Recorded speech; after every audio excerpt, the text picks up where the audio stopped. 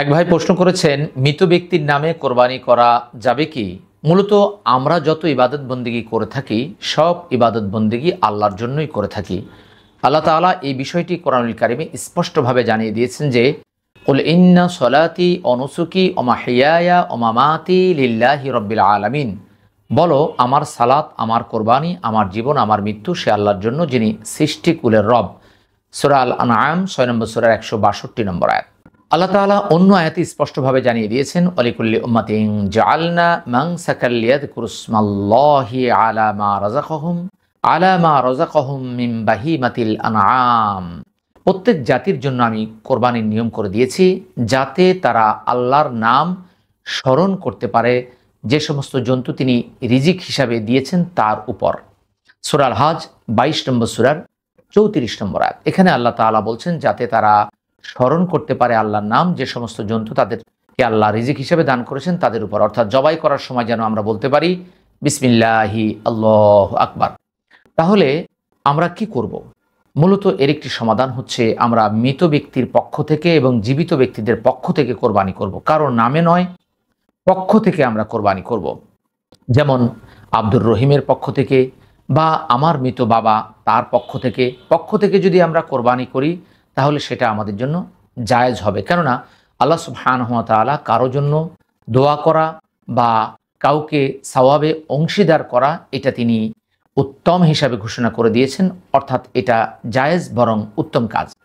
এই বিষয়ে আল্লাহ তাআলা বলেন, রব্বানা গফির লানা ওয়া লিইখওয়ানিনা আল্লাযীনা সাবাকুনা বিল ঈমানি ওয়া লা তাজআল ফি কুলুবিনা গিল্লাল লিল্লাযীনা আমানু রব্বানা ইন্নাকা রাউফুর রহিম।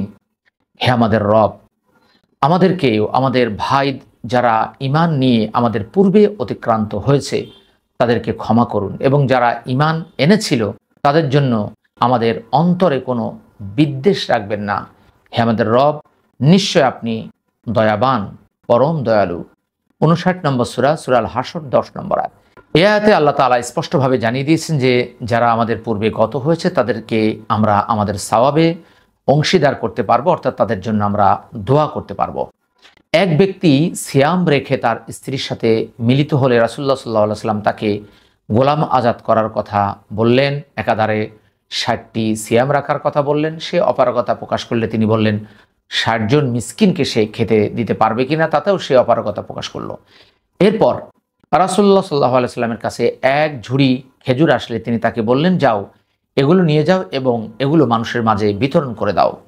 তখন সে বলল যে আল্লাহর কসম, কঙ্করময় এই ভূমিতে আমার চাইতে গরিব আর কেউ নেই। একথা শুনে আল্লাহ রাসূল সাল্লাল্লাহু আলাইহি ওয়াসাল্লাম হেসে দিলেন, এমনকি তার সামনের দাঁতগুলো প্রকাশ হয়ে পড়ল।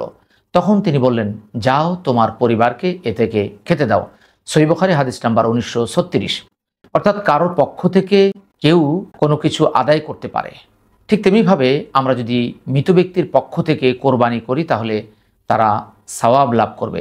আল্লাহ রাসূল সাল্লাল্লাহু আলাইহি ওয়াসাল্লাম নিজেও তিনি উম্মতের পক্ষ থেকে কোরবানি করেছিলেন। যেমন তিনি বলতেন, উম্মতের পক্ষ থেকে এবং আমার পরিবারের পক্ষ থেকে এই কোরবানি করছি। ইবনে মাজাহ হাদিস নাম্বার ৩১২২, হাদিসটি সহিহ। এ থেকে বোঝা গেল যে আল্লাহ রাসূল সাল্লাল্লাহু আলাইহি ওয়াসাল্লাম তার উম্মতের পক্ষ থেকে কোরবানি করেছেন। আর তার উম্মত তো ওই যুগে যারা জীবিত ছিল তারাও তার উম্মত, এবং ওই যুগে যারা মৃত্যুবরণ করেছেন তার উপর ঈমান এনে তারাও তার উম্মত। ভবিষ্যতে যারা দুনিয়ায় আসবে বা আমরা যারা আছি তারাও তার উম্মত।